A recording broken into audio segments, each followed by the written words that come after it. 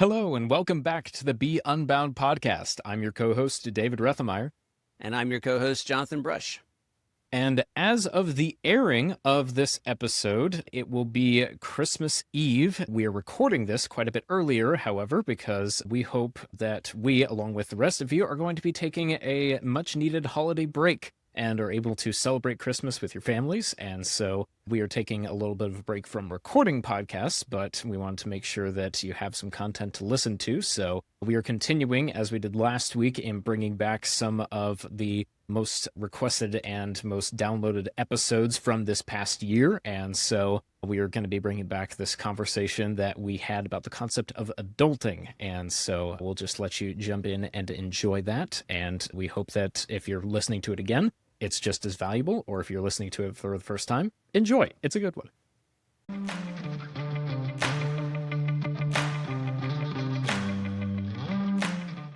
Hello, everyone, and welcome back to the Be Unbound podcast. My name is Jonathan Brush, and I'm here with my co-host, David Rethemeyer.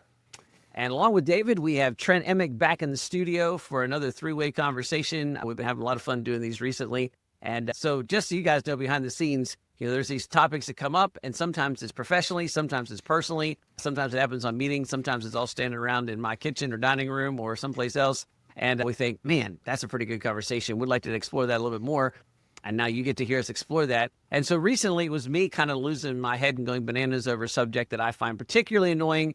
And that is, I heard a podcast recently that used the term adulting. And as I was sharing with David a few minutes ago, I just have a very strong opinion that should not be ever used as a verb. And so the word itself just annoys the living daylights out of me. And so in my life, I never use the word adulting. And related to that, and there's some themes here that you'll see, I really, really despise the word teenager because of the cultural baggage that comes with it. And I actually think there's a connection between those two. But there does seem to be a moment, and it's now a moment that's lasted at least since 2020, where everywhere I go, it seems like people are really talking about the need to teach people how to adult, another term I really despise. And so this whole idea that somehow we need to do a better job, or we need to do the job, or people aren't doing the job of helping young people become adults. And so throw that out there. The first question, of course, the logical question to ask is, are either of you as annoyed as I am with the sound of that word? I mean, I can definitely say yes. I knew I could count on Trent to back me up here. I was expecting it. David, 50-50 over on your side. I wasn't sure if you were annoyed or not, but I knew Trent was just waiting for this. Go for it, Trent. Oh, man. Yeah, it's one of the things that's just super symptomatic of how little our culture thinks about young people, and rather how low the opinion of young people is in the present day. And there's just this expectation that in this early portion of your life, you're not supposed to be taking responsibility, you're supposed to be goofing off. And whether that, whenever that expectation was created, it's just a reality now.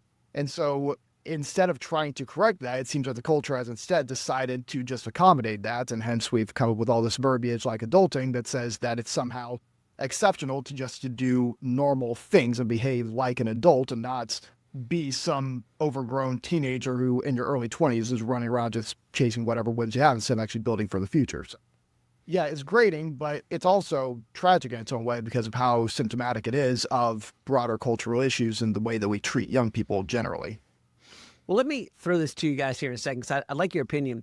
So I don't know if this is like a brand new thing, but I think it is a newer thing historically, right? So I don't think 75 years ago, 50 years ago, I'm not sure, I have to get my time frames right, at least 50 plus years ago, I don't think this is an issue at all. And of course, you can read some pretty stunning accounts from, say, 1940s, 1950s back. This would just be a totally foreign concept. But I would say that when I was in this time period, and I would say time period from, say, 16-ish to like 25, that one of the things that I noticed, and this is actually what put me on a path that led me to Unbound, was that college was this period of extended adolescence. And I've actually spoken about this a lot, and I've been on the circuit talking about this and had some lectures a lot around this. But, I was observing that people were saying, hey, what happens is college is an adult-making machine. I'm going to get my kid out of high school. I'm going to put them into college. At the other end of it will come this adult.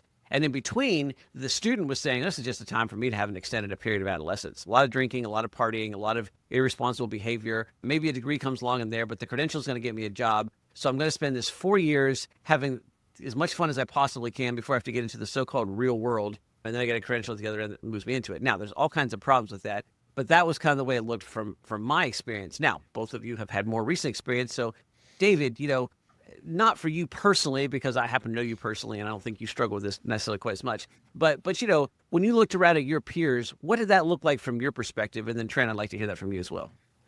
So the interesting thing, I think, about the current expectations that we have, because I think that, especially what Trent touched on, is that there's just this mismatch of expectations that really seems to be the root of the problem here. And I think I would wager to guess, I haven't read any studies on this, full transparency. This is just David extrapolating based on his own experiences and observations of the world, is that this is kind of a sort of a generational cycle of generations previously stating that they've worked really, really hard to obtain lots of material things. There's been a lot of materialism in previous generations and a lot of focus on just doing the very best that we can to make sure that we have all the material things, and then realizing, wait a minute, that's actually not very fulfilling. And so then there's almost a backswing to saying, no, young person, don't make the same mistakes as me. Don't be over materialistic. Instead, just live it up as much as you can with experiences. And I think that this is a problem pretty much universally, no matter what culture you're in, to some extent. But I think that at different points in history, you'll find, based on the cultural moment, that it varies at different points. And I think that we're seeing that now, where there is just such an emphasis on, let's just go and get experiences. And we've talked about this on the podcast previously, that gaining experience is a great thing. Having a multitude of life experiences and a wide breadth of those is fantastic. But it's also should not come at the detriment of still looking to build the real life practical skills that you need to be able to just function in society. And I think that that's a little bit where the expectation breaks down, is that there is such high expectation for the kinds of experiences that you should have, and such a low expectation for the actual practical skills that should back that up. So if I would kind of summarize that, David, I think you're making sort of an anti-cubicle argument. And so it would be like the previous generation, worked really hard, went to college, paid all the dues, came out, got the degree, got the credential, and that put them in the cubicle form. And there was a lack of meaning of work there. And so that there's this kind of like, boy, I wish I had. And then it turns into this rosy nostalgia. Those are the days of freedom. Those are the days of fun. And then it's kind of like, hey, kid, don't do what I did. Don't waste your life, working like crazy to get to the cubicle farm. Make sure that you take this time and enjoy it. And somehow along the way, that's got warped or expanded or twisted to be like, hey, we have this longer period of focusing on experiences, and to both you and Trent's point, a lack of forethought about building for the future. Is that a fair summary, David? Yeah, I think so. And on top of that, an observation that just tickles me to no end is just how the vast majority of the bestseller business books recently are business executives who are discovering that EQ matters and that people matter more than profits. And that's essentially just the thesis statement for 90% of the business bestseller list at this point. And I think that's a reflection of that same thing. That's the anti-Dilbert, right? I mean, like, to quote the strip. I mean, I don't know how many people read Dilbert anymore, but the anti-Dilbert. So Trent, same question to you, kind of, what is your assessment? And I started that question with like, what did it look like for you as your peers came through, what is from your age group, what do you think that looks like in this whole sort of process of going from, I would say, to young adult to full independence? Yeah. So there's really crucial word here that you hit on, David, that I think we need to emphasize, and that is the word experience. So a little while ago, I did a session where I did a little bit of a tongue-in-cheek portion that I call the deconstruction of YOLO. And that's because YOLO, just like adulting, is one of those words and ideas that just gets on my nerves, not only because it sounds stupid, and we went from saying cool stuff like carpe diem to saying YOLO, which is just the perfect encapsulation of the decline of Western culture. But I digress. So Trent, YOLO stands for, we can't leave you hanging there. I mean, is this like Yoda misspelled, or what does YOLO stand for? YOLO, so you only lived once. And that was a concept that really kind of blew up around when I was in my early teenage years, kind of became the internet meme of the day. And it has since gone from being an internet meme to a lifestyle that says that tomorrow is uncertain. There is no long-term direction or purpose to your life, so live it up while you can and pursue experiences at the cost of all else. And that is something that I've seen emphasized first by millennials as they have kind of rebelled against the workforce. But now it's just become the default thinking of Gen Z, my generation, and we're seeing all of the ramifications of that. The first one being directionless and purposelessness. Experiences, like you said, are a fine thing, but when you make experiences your purpose, then you'll ultimately rob yourself of meaning, because then you're just chasing your own desires around in a circle, and it's a downward spiral that never ends. So really, I think actually this whole idea around chasing experiences, it's not the problem facing young adults, not the only thing, but it's one of the big ones that we're seeing a lot of people be driven off the rails by, just because there's this overwhelming cultural idea that, nothing ultimately matters in our heads. It got this almost nihilistic tint to it that's just kind of this leftover of postmodernism. Yeah, so if I would summarize that, it's kind of a lack of telos, which is a lack of a purpose, a lack of an ending, a lack of a direction. So, and maybe, holding those together, David, you've got kind of people going, I didn't know what I was doing, but I did what everybody told me to, and I wound up in the cubicle farm, right? And so this feels empty and soul sucking. And the other side of that is like, okay, we only live once, so have a lot of fun here. Well, oddly, having fun is soul sucking as well, if you don't understand what you're having fun for. If you don't have, and we did a podcast about this a little bit ago about, instilling meaning into everything, in terms of, if you ride your motorcycle, you ride to the glory of God. If you do your hobbies, you pursue to the glory of God. Like there's something, but that is rests on, there's a purpose to something. And now you understand and can put it into context. Trent, I would say that your argument's a little bit, you've got a generation of people who are pursuing as much quote unquote fun as possible, but they have no idea what it's for. And so ultimately you end up with an existential crisis. You end up with a lack of meaning. Is that a fair assessment? No, I think that's exactly it. So I think that I hear both of those things and agree. So I think those are good assessments. And again, I'm coming off my own thing where it's like, college is a period of extended adolescence. There seems to be another piece in here when I hear all these people talking about, adulting and how to adult, that on one hand, I see younger people acting like this is an extremely complicated, difficult thing. So it seems to me that there is, but that, maybe that's always true. I mean, maybe becoming an independent, fully formed human, who's responsible for yourself has always been a difficult thing. But it seems to me the fear of that is somewhat new. In other words, previous generations expected that kind of challenge to come and in fact relished it to some point. So I think that's an aspect of it. There also seems to be like a complication piece where on one hand, there's a fear of this, like it's really difficult. And in the other, there's just a genuine lack of skills. Like there's a lack of connection between those where people are like, I don't actually know how to do this. So I need to do these things, but I don't know how to do these things. Have either of you observed that? Because it's, on one hand, I think you're right. You've got some of the, not metaphysical, but some of the underlying ideas and structure of why you get to this place, right? Purposelessness, a focus on experience, but not sure why, a desire to not go into something that is meaningless, but then replacing meaningless with fun, which also becomes meaningless, sure.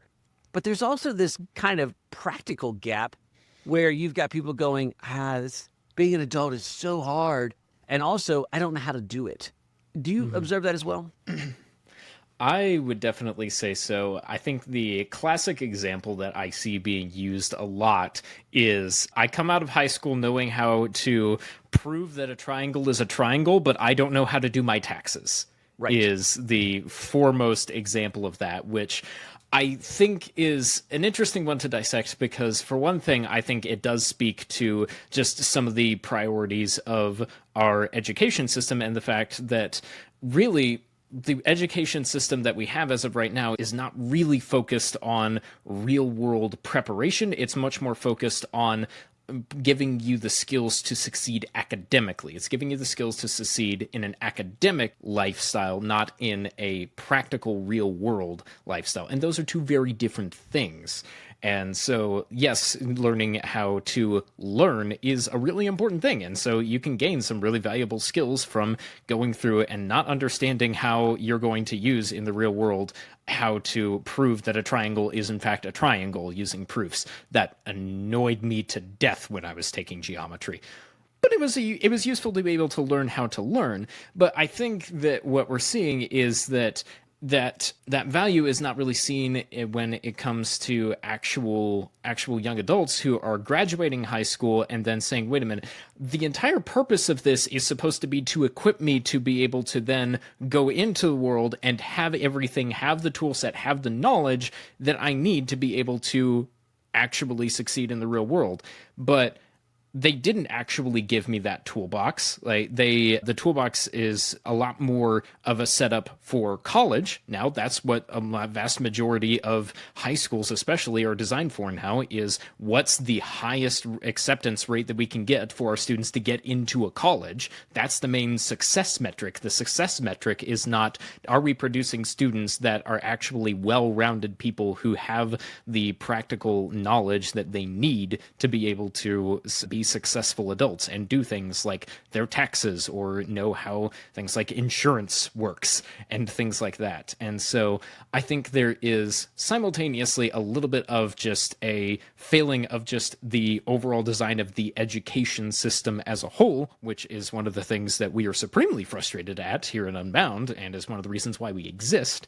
And there's also just again, I think a little bit of a mismatch of expectations of students looking at high school and saying, like, this should give me all of the answers, and not necessarily realizing that it should be a way for you to learn how to ask better questions. And again, and that's also because the schools don't really understand that that's what they're actually doing, and that's the value that they can provide.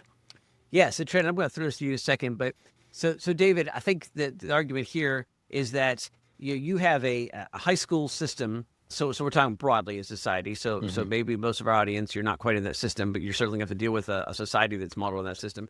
A high school system that is designed primarily to move somebody into a college situation, and then a college situation that is designed more and more to prepare people for things that don't exist. And that would be a whole series of criticisms that we have in all kinds of presentations. And if you want to hear about those, come see any of us speaking live anywhere. We'll be talking about it. And so there's that kind of parallel running. And then you have students who say, wow, I'm going into the world and I don't know how to do things. I agree, but there does seem to be still something missing. And so, Trent, you can do it whatever you want with this, but I was thinking, Trent and I several years ago, Trent currently, have read a fairly large multi-volume biography of Churchill. We're kind of swimming in that time period a little bit. And Trent, it's been a little longer since I've read it. But if I think about Churchill, here's a man who went to boarding school, which honestly has a lot more of finding the properties of a triangle than it does practical skills, right? Like there's the whole English boarding school model, especially at that time in history, is very far removed from reality. And yet, here's a young Churchill who goes through that process, is academically getting fed stuff that really doesn't apply to the vast majority of the world, and yet seems to have no problems using a Mauser machine pistol to steal a train and escape across the desert when he's imprisoned in a camp in a war zone a few years later. In other words, somehow he picks up the practical skills, and he didn't get that necessarily, or it doesn't seem to be implied. He didn't get that from the classroom setting of, I can't remember if he went to Eton or whatever the boarding school that he went to. It's now just slipped my head. But anyhow, so there seems to be, yes, I'm with David. There's this academic model problem that's not producing people. So it makes total sense to me when people say, school didn't prepare me for this. But there's another missing piece in there, because previous generations also went to schools that were often far removed from reality, and yet didn't seem to, universally suffer this practical skills gap that we're seeing now. Yeah, definitely. So one of the funny things about Churchill there, too, is in a way, Churchill actually never did develop what we would traditionally call practical skills, which I find kind of funny. I mean, the man never cooked a meal for himself in his entire life. That is true. This is a man who dictated his books in the bathtub, right? So, I mean, there is there's a strong unreality there. So I maybe a poor example. Yeah. Well, I don't think it's actually a poor example. It's a differentiation of what we would call practical skills actually look like. Because Churchill had all the skills that he needed in order to accomplish what his ultimate purpose was, which was to be the leader of England during World War II. And all of his oratorical skills, all of the skills that he developed to actually survive, stuff like you're talking about in the Boer War, all of that was actual practical skill sets, so it's just a different category. And a lot of that came out of just the fact that he, not to go back to this again, but he had a very clearly defined purpose. He knew that his purpose was to be a great leader, and he was pretty clear about that from early on in life. The entire reason he went to the Boer War and enlisted in the military in the first place was to get enough glory for himself so he could run for parliament and then actually get a seat and then eventually work his way up to becoming prime minister. He knew that that was his purpose from the beginning. And so there is that piece here that says, if we can give young adults purpose, then the practical skill sets are a natural thing that follows. And that if you know what you are trying to accomplish, you are naturally going to develop the skill sets that you need in order to accomplish that thing. You are naturally going to, provided that you are driven to do so. And another little piece here that I think is also crucial when we're talking about education systems and what's changed today and why young adults are this way, there is this new generational disconnect that we're starting to see really highlighted in Gen Z, where I don't think we've seen a generation in quite some time that has been so disconnected from their grandparents particularly, and even their parents to some degree. And I heard a perspective on this a little while ago that was a lot of that is because of technology, and young adults throughout human history, traditionally it's been if you have a problem, you ask your parents how they overcame that problem. And young adults feel like because of technology, because of things like social media, they're coming upon problems that their parents never did. And so they feel like in some ways they actually are more in tune with reality than their parents are, and they actually know more than the parents do, and therefore they don't take their parents' advice. And there's a lot of foolishness to that because all problems ultimately come from similar archetypes. And so, yeah, your dad may not have had to overcome the problems of social media, but your dad did have to figure out social situations quite a bit. And so there is still wisdom there that's transferable. But that attitude has created this disconnect that's made the current generation somewhat isolated from their forefathers. Yeah, I think that's a really interesting observation. To put that in the short term, in the past, you had a problem and you don't know how to deal with things that you're faced with. You ask your parents, you ask somebody older. Now you get faced with things and it's because it's often technology driven or technology derived or technology disrupted. Your default thought is not to go to that person. And then you go where you don't know, maybe Reddit, maybe YouTube. And then all of a sudden you get this thing is really complicated. It's really difficult because it does look like a complete mystery because nobody's sitting there leading the way. I think that's actually a pretty powerful observation, Trent. Well, let's take the corner here and think about this because, when I see things like this, sure, I think this is fascinating to go through this and discuss the reasons for it. I think, and you have to discuss the reasons as we just done here to understand what to do about it. But I don't want to stop there. I want to know what can I do about it, right? What is the answer to this? And there's can be a lot of complication to this. And obviously there's a lot of nuance and there's a lot of pieces. But what I find is that there's a little bit of a devolvement of the conversation where it's things like, well, young people these days don't know how to change tires. And then the next thing you know is it's like, you have a manhood class that focuses primarily on using hammers and changing tires. Now, I don't know that that's bad. I just think that it's simplistic in terms of a solution, right? I mean, that may be a specific skill set that's not a bad thing to know, but it doesn't seem to me to be really getting at the heart of stuff. So here's my shot at it, and I'd like to hear you guys' thought of this as well. When I think about this in my own life as I raise children, in my professional life as I train young adults to thrive through Unbound, and then just thinking about this in terms of how do I interact with people in my church and in my community in a way that is helpful and useful, I come back to something we've said a couple of times here. Step number one is that none of this works, and doesn't matter how many practical skills you have if you don't have a telos, if you don't have a purpose, right? It doesn't. Nobody cares about changing tires if you don't want to drive anywhere. And so there's a starting point here, which is what is the purpose? And I would argue that one of the things that I've seen is that in the past, purpose has been conflated with vocation or occupation, and maybe more importantly, conflated with occupation. And so we've told young people that their purpose is to be a lawyer, to be a doctor, to be a blank, to be a businessman, to be a whatever, okay? And it's all defined by an occupation. Now we're in a world where occupations change quite frequently. Technologies disrupt that, and it's left everybody sort of unmoored.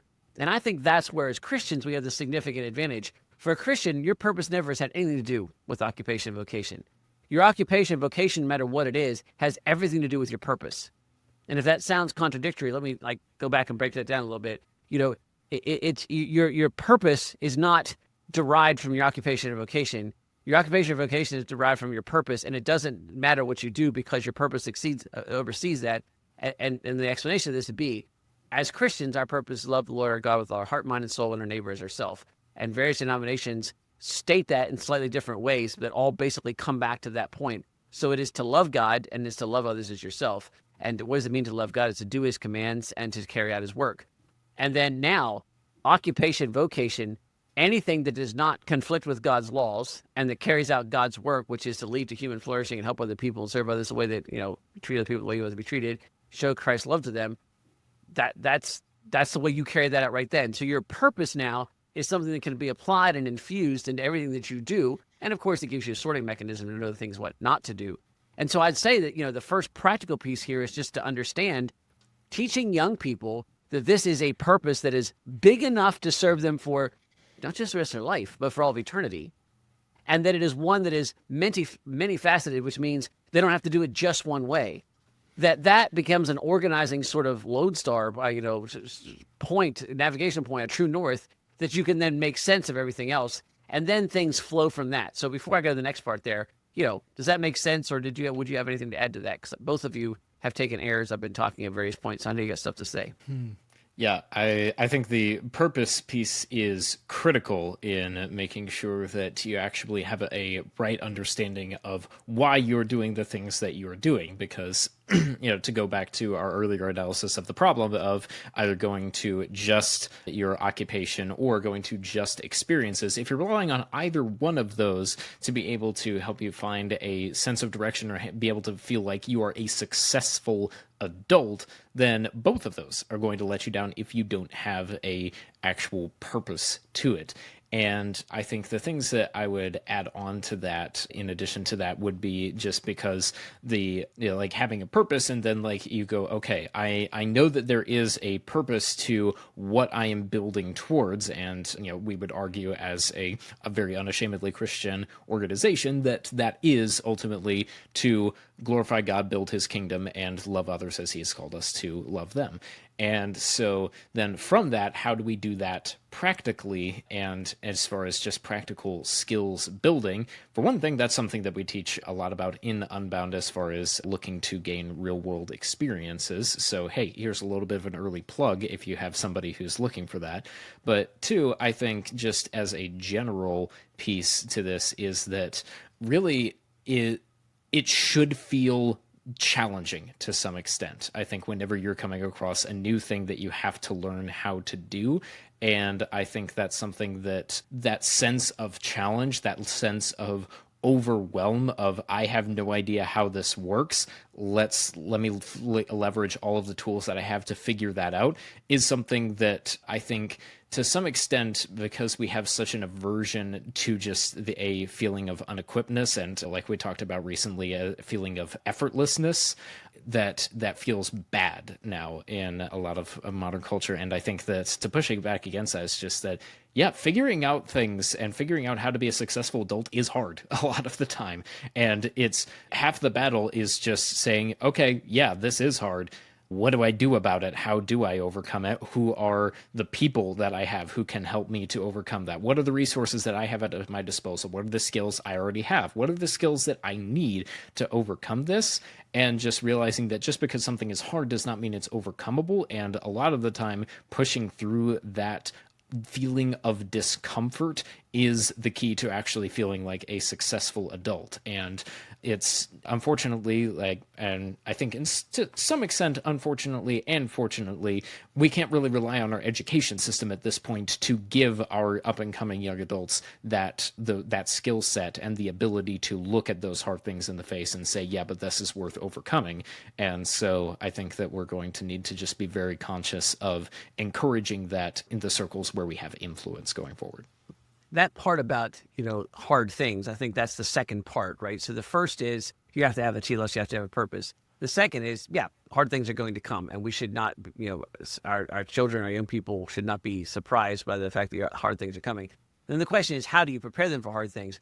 Well, you might teach them specific skills, and that's always a good thing. And there's, as David mentions, we teach specific skills in Unbound, and as a family, we teach specific skills, and you ought to teach them specific skills, and it ought to include things like doing taxes and balancing checkbooks and all that kind of stuff. But I think that the key to that, if you're going to break it down to the most practical, easiest next step piece, is give responsibility. And I would say, as somebody who observes a lot of parents and a lot of children, a lot of interactions, and then deals with students at the other end, both the good ones and the ones that have troubles and struggles, the difference between all of them is those who are given responsibility as early as possible are capable of doing hard things.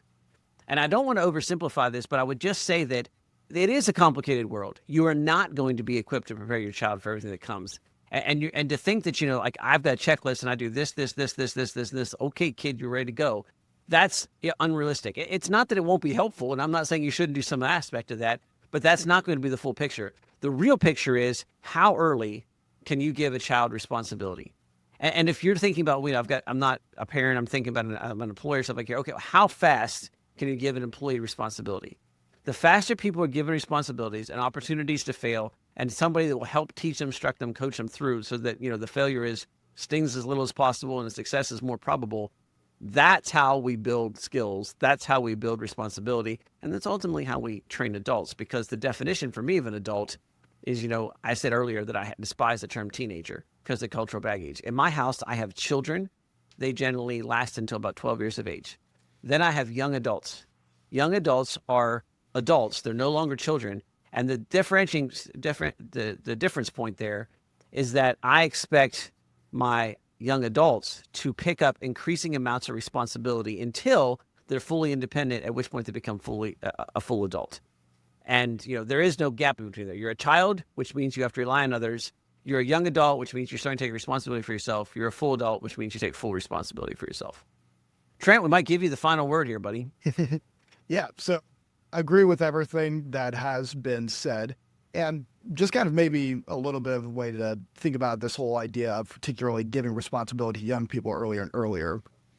The hardest thing that you have ever overcome in your life is the hardest thing that you've ever overcome in your life. There is kind of this sense out there that we look at young adults today and we say, oh, they're so fragile, they're so weak. Well, whose fault is that? It's the people who didn't challenge them in the first place, because resilience is not something that you just develop overnight. It's something that you inculcate by, just like if you would envision it through exercise, adding a little bit of weight at a time until eventually you become a stronger individual. And we've now delayed that process to where we have people who are adults who have not gone through that traditional process of developing resilience and therefore developing the ability to be responsible individuals who can actually go out and make their way in the world and embrace that idea of having purpose and actually trying to make an impact. So yes, there is this element of we need to be able to go to young people and say, you need to be more resilient, but we also need to be cautious about not telling them to magically fix it overnight. And it's just shouting at them isn't going to be the thing that solves a problem. What we need to instead do is embrace a process by which we can guide them through taking on little bits of responsibility at a time, becoming more and more independent and more actualized. And then through that process, perhaps we can accelerate because they're a little bit older. They'll eventually get to the place where they need to be, and they'll actually be able to be true adults. Well, I think that is pretty good final word. So good job summarizing and taking us across the finish line there, Trent. Thank you for listening. There's an exciting piece here. I mean, first of all, the stakes are high. I mean, if we're going to continue as a civilization, we have to turn children into adults. And we're not doing a particularly great job of that on a society level.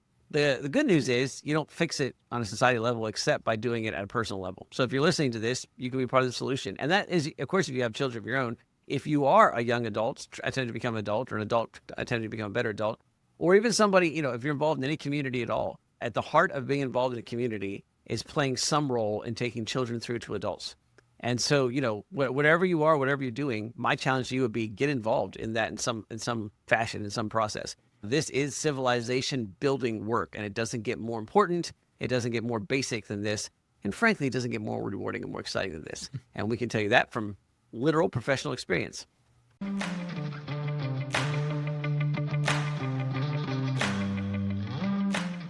We hope you enjoyed one of our favorite podcasts on one of our topics that is a favorite one for us, even if we don't like that adulting word, which I believe we mentioned in the podcast probably several times, because that's what happens anytime we talk about that word.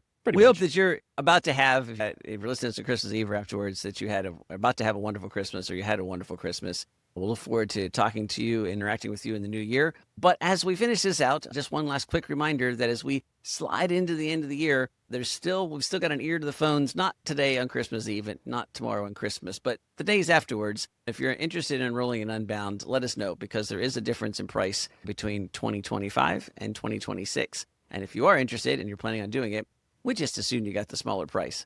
And so contact us if you're interested in that. But either way, we hope that you have a blessed and wonderful holiday season, and we'll look forward to seeing you in 2026. Until then, be unbound.